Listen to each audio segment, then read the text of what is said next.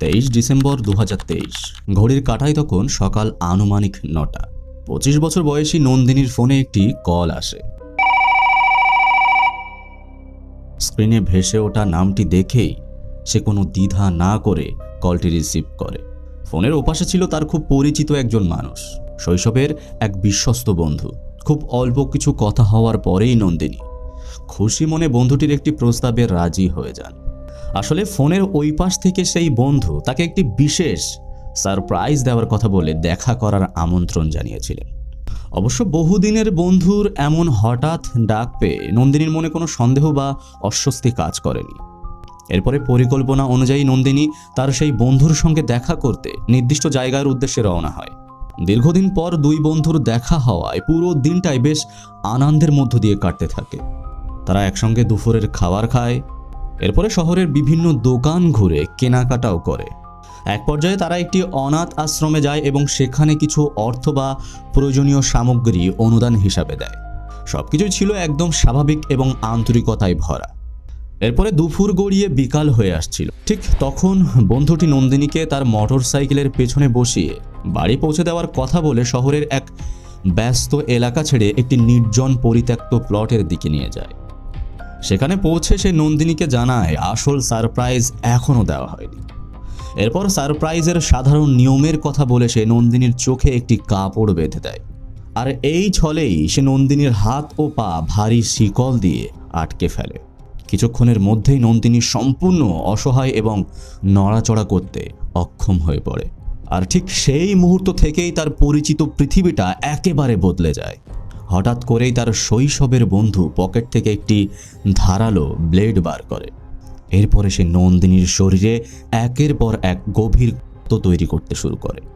তীব্র যন্ত্রণায় নন্দিনী চিৎকার করতে থাকে, কিন্তু সেই জনমানবহীন জায়গায় তার আর্তনাদ শোনার কেউই ছিল না। এরপর নিষ্ঠুরতা যখন চরমে পৌঁছে যায়, তখন সেই বন্ধু নন্দিনীর শরীরে পেট্রোল ঢেলে ধরিয়ে দেয় আর তাকে জ্বলন্ত অবস্থায় ফেলে রেখে নিঃশব্দে সেখান থেকে পালিয়ে যায়। আর ঠিক সেই সময় ভাগ্যের এক অদ্ভুত খেলায় ওই নির্জন রাস্তার পাশ দিয়ে দুজন নারী যাচ্ছিল। দূর থেকে ধোঁয়া এবং একটি মেয়ের তীব্র চিৎকার শুনে তারা কৌতূহলবশত সেই পরিত্যক্ত প্লটের দিকে ছুটে যান এবং সেখানে পৌঁছে তারা এক ভয়াবহ দৃশ্য দেখতে পান, যে একটি মেয়ে আগুন পুড়ছে এবং অসহায় যন্ত্রণায় ছটফট করছে। এরপরে চরম সাহসিকতার সঙ্গে তারা দ্রুত মেয়েটির শরীরে আগুন নেভানোর চেষ্টা করে এবং তাতে সফলও হন। আর তারপর কোনো সময় নষ্ট না করে তারা অ্যাম্বুলেন্স ও পুলিশকে খবর দেন। মৃত্যু যন্ত্রণার মধ্যেও নন্দিনী তখন সামান্য সচেতন ছিল। উপস্থিত নারীরা যখন তার পরিচয় জানতে চান এবং পরিবারের কারোর যোগাযোগ করার নাম্বার চাইতে থাকেন, তখন এক অদ্ভুত ঘটনা ঘটে। নন্দিনী নিজের বাবা মা কিংবা কোনো আত্মীয়ের ফোন নাম্বার না দিয়ে সরাসরি সেই ছেলেটির ফোন নাম্বার বলে, যে ছেলেটি মাত্র কয়েক মিনিট আগেই তাকে এমন ভয়ঙ্কর পরিণতির দিকে ঠেলে দিয়ে সেখান থেকে পালিয়ে গিয়েছিল। স্বাগতম, আমি শাহিদ। প্রিয় দর্শক, আজ আপনারা যে ঘটনার মুখোমুখি হতে চলেছেন সেটি শুধু কয়েকটি ঘটনার মধ্যেই সীমাবদ্ধ নয়। এই ঘটনার যে অংশটি আপনারা এতক্ষণ দেখলেন কিংবা এর আগে যতটুকু জেনেছেন, আসল সত্যিটা তার চেয়েও অনেক বেশি ভয়ঙ্কর এবং অবিশ্বাস্য। আজ আমরা এমন কিছু বাস্তব তথ্যের মুখোমুখি হব যা সাধারণ মানুষের কল্পনারও বাইরে। এই ঘটনার পেছনে যে মনস্তত্ত্ব কাজ করছে এবং যে ধরনের নৃশংসতা এখানে দেখা যায় তা অপরাধের ইতিহাসে খুবই বিরল। এমনকি একে ব্যতিক্রম বললেও হয়তো পুরো বিষয়টি ঠিকভাবে বোঝানো সম্ভব হবে না। তবে আপনাদের জানা মতে যদি এর আগে এমন কোনো ঘটনার কথা আপনারা শুনে থাকেন, তাহলে অবশ্যই কমেন্ট করে জানাবেন। যাই হোক, ঘটনার শুরুতেই একটি প্রশ্ন স্বাভাবিকভাবেই সবার মনে আসে, যে মানুষটি কোনো ধরনের দয়া বা সহানুভূতি না দেখিয়ে একটি মেয়ের শরীর ব্লেড দিয়ে ক্ষত করলো আর তারপর তার গায়ে পেট্রোল ঢেলে ধরিয়ে দিল এবং তারপরেও তাকে মৃত্যুর মুখে ফেলে দিয়ে পালিয়ে গেল, সেই মেয়েটি কেন উদ্ধারকারীদের কাছে প্রথম ওই অপরাধীর ফোন নাম্বার দিল? কেন সে নিজের আত্মীয় কিংবা পরিবার পরিজনের নাম্বার না দিয়ে সেই মানুষটির নাম্বার বলেছিল? তার এই সিদ্ধান্তের পিছনে কী ধরনের মানসিক অবস্থা কাজ করছিল? আসলে সেই মুহূর্তে তার মনে কি চলছিল? আর এই ঘটনার ভিতরে লুকিয়ে থাকা বাকি রহস্যগুলোই বাকি। এই সব প্রশ্নের উত্তর আমরা ধীরে ধীরে খুঁজে বার করার চেষ্টা করব।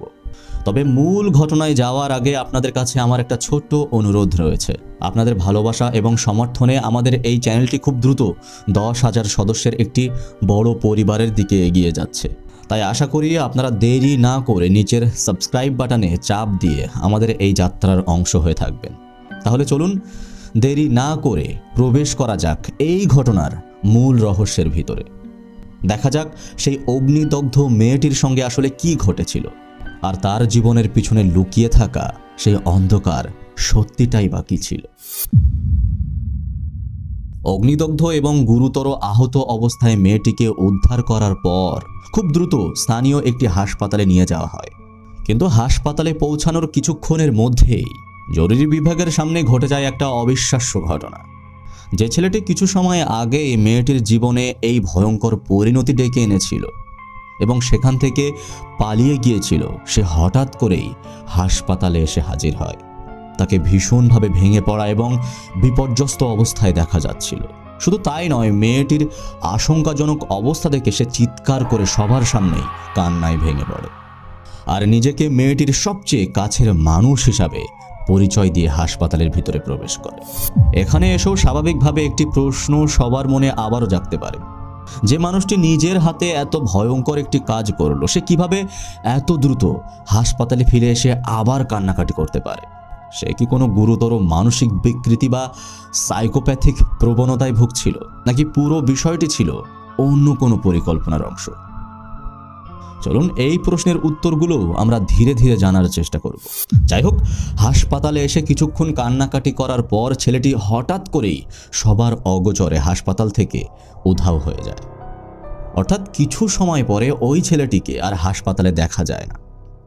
এরপরে হাসপাতালের ভিতরের পরিস্থিতি আরও সংকটপূর্ণ হয়ে ওঠে, কারণ চিকিৎসকরা তাকে বাঁচানোর জন্য আপ্রাণ চেষ্টা করতে থাকেন, কিন্তু শরীরের প্রায় 70 থেকে 80% পুড়ে যাওয়ার কারণে তার শারীরিক অবস্থা দ্রুত অবনতি হতে থাকে।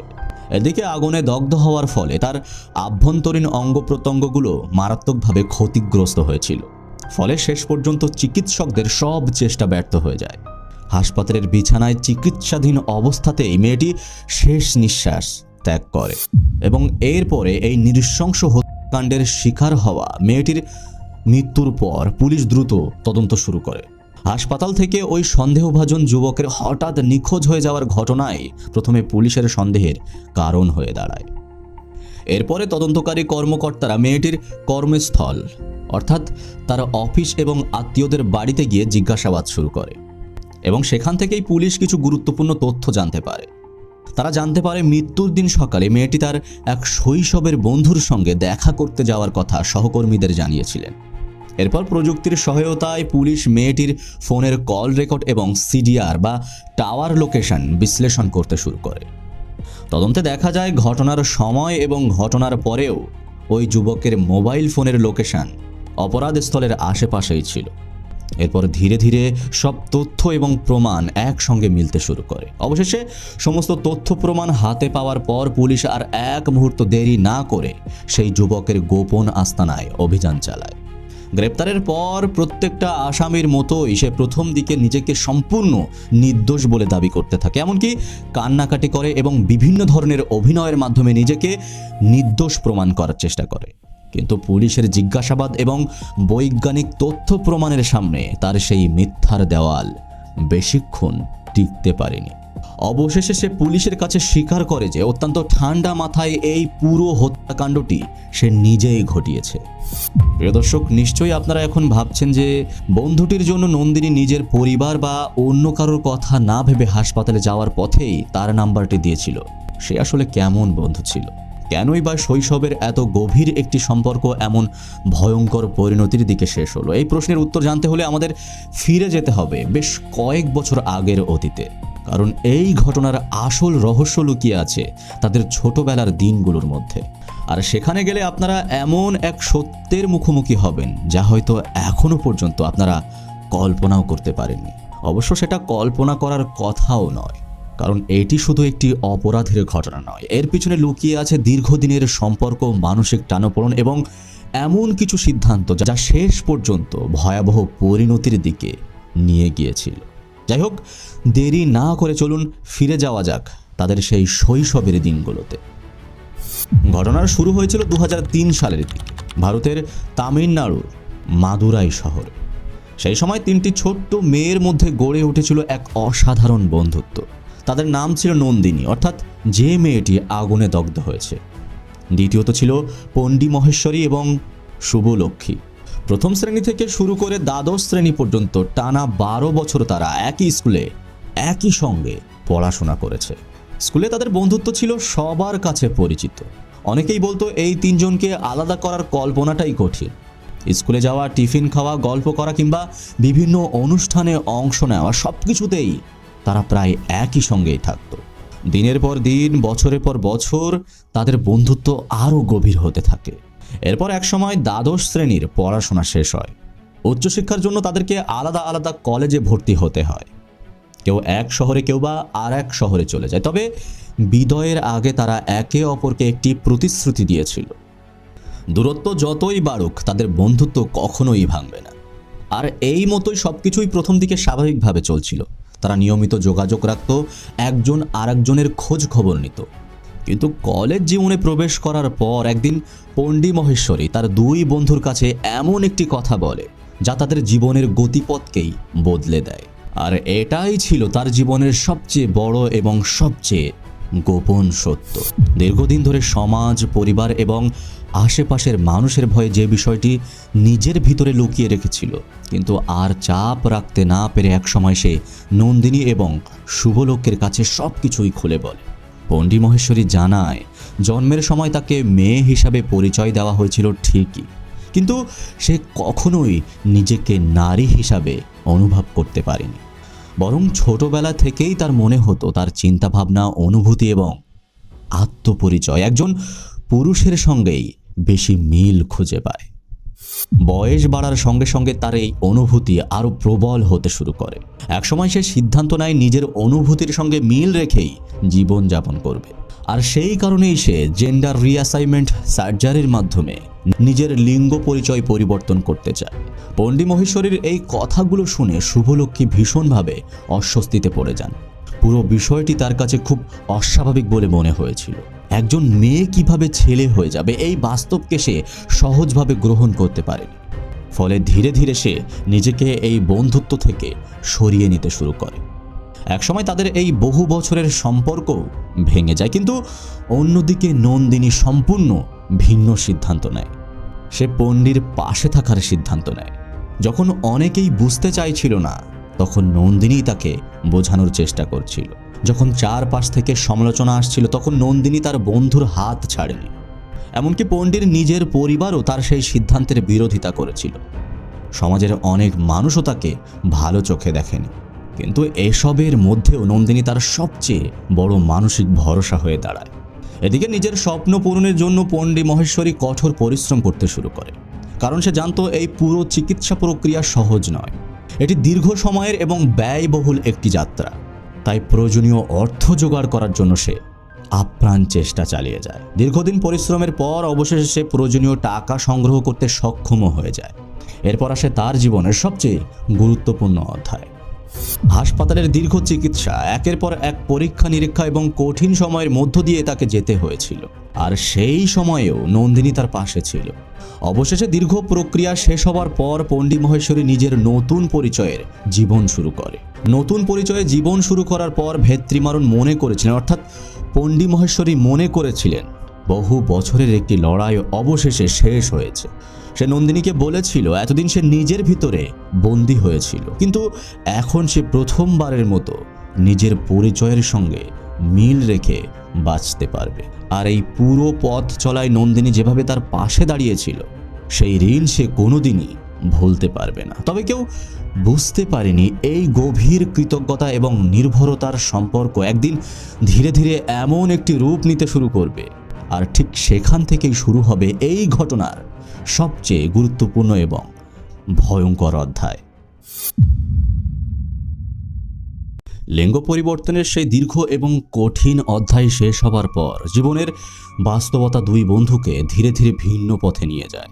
ভেত্রিমারান নিজের জীবিকা গড়ে তোলার চেষ্টা করতে থাকে, অন্যদিকে নন্দিনীও নিজের পড়াশোনা শেষ করে ভবিষ্যতের ক্যারিয়ার তৈরি করার দিকে মনোযোগ দেয়। ফলে একসময় তাদের মধ্যে আর আগের মতো নিয়মিত যোগাযোগ থাকে না। দুজনেই নিজেদের জীবন, কাজ এবং ভবিষ্যৎ নিয়ে ব্যস্ত হয়ে পড়েন। আর এভাবেই কেটে যায় বেশ কয়েকটি বছর। এই দীর্ঘ সময়ের মধ্যে তাদের মধ্যে আর সামনাসামনি দেখাও হয়নি। মনে হচ্ছিল সময় যেন তাদের দুজনকে সম্পূর্ণ ভিন্ন দুই জগতে ছড়িয়ে দিয়েছে।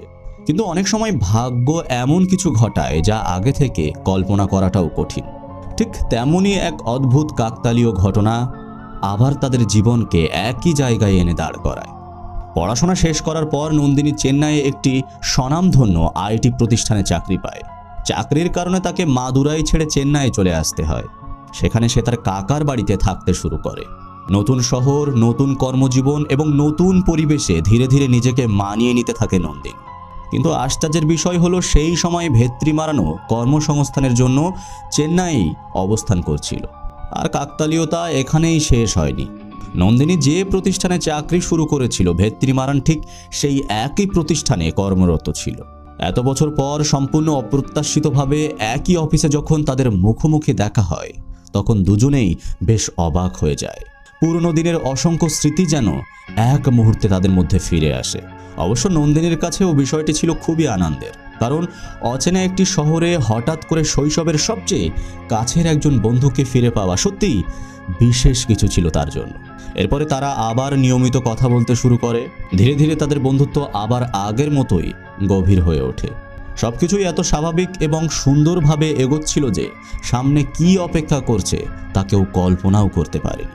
বাইরে থেকে দেখলে মনে হতো এটি বহু বছর পর আবার এক হওয়া দুই পুরনো বন্ধুত্বের সাধারণ একটি গল্প। কিন্তু বাস্তবে এই গল্পের ভিতরে ধীরে ধীরে তৈরি হচ্ছিল এক কঠিন অধ্যায়, যা শেষ পর্যন্ত ভয়ঙ্কর পরিণতির দিকে এগিয়ে যাচ্ছিল।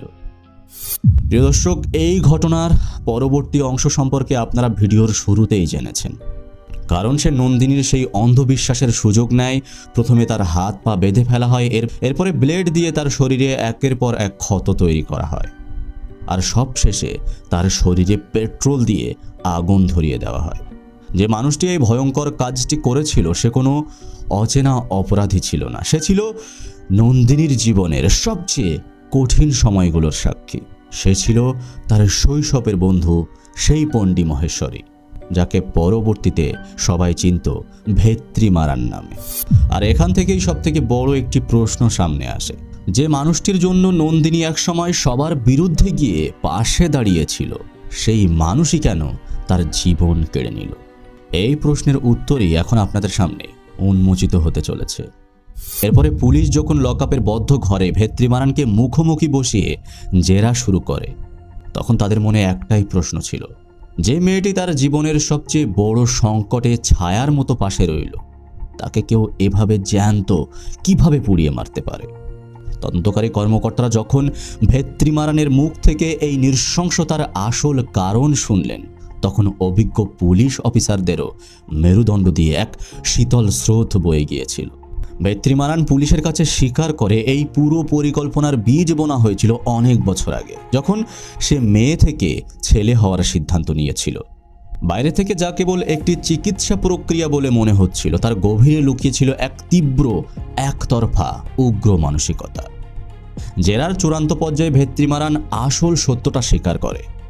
সে জানায় সে যে নিজের পরিবার, সমাজ আর লোকলজ্জার তোয়াক্কা না করে শরীর কেটে টাকা খরচ করে মেয়ে থেকে ছেলে হয়েছিল, তা কোনো জেন্ডার আইডেন্টিটির তাড়নায় নয়, বরং তার একমাত্র উদ্দেশ্য ছিল নন্দিনীকে নিজের করে পাওয়া। শৈশব থেকেই সে নন্দিনীকে মনে মনে ভালোবাসত, কিন্তু সে জানত সমাজ বা নন্দিনী কেউই দুজন মেয়ের এই সম্পর্ক মেনে নেবে না। তাই নন্দিনীকে জীবন সঙ্গী হিসাবে পাওয়ার একমাত্র উপায় হিসাবে সে নিজের লিঙ্গ পরিবর্তন করে ছেলেতে রূপান্তরিত হয়েছিল। অপারেশন সফল হওয়ার পর ভেত্রিমারান যখন অত্যন্ত আত্মবিশ্বাসের সঙ্গে নন্দিনীর সামনে তার ভালোবাসার প্রস্তাব রাখে এবং তাকে বিয়ে করার কথা বলে, তখন নন্দিনীর পায়ের তলার মাটি সরে যায়। নন্দিনী তাকে স্পষ্ট জানিয়ে দেয় যে তাদের মধ্যে যা কিছু ছিল তা শুধুই পবিত্র এবং নিঃস্বার্থ বন্ধুত্ব। সে ভেত্রিমারানকে একজন পরম বন্ধু ছাড়া অন্য কোনো রূপে কখনোই কল্পনা করেনি এবং করতেও পারবে না। নন্দিনী অত্যন্ত মার্জিতভাবে তার এই প্রেমের প্রস্তাব প্রত্যাখ্যান করে। আর এই প্রত্যাখ্যানেই ভেত্রিমারানের ভিতরে সেই সুপ্ত রাক্ষসটাকে জাগিয়ে তোলে। তার পুরুষতান্ত্রিক ইগো বা অহংকারে মারাত্মক আঘাত লাগে।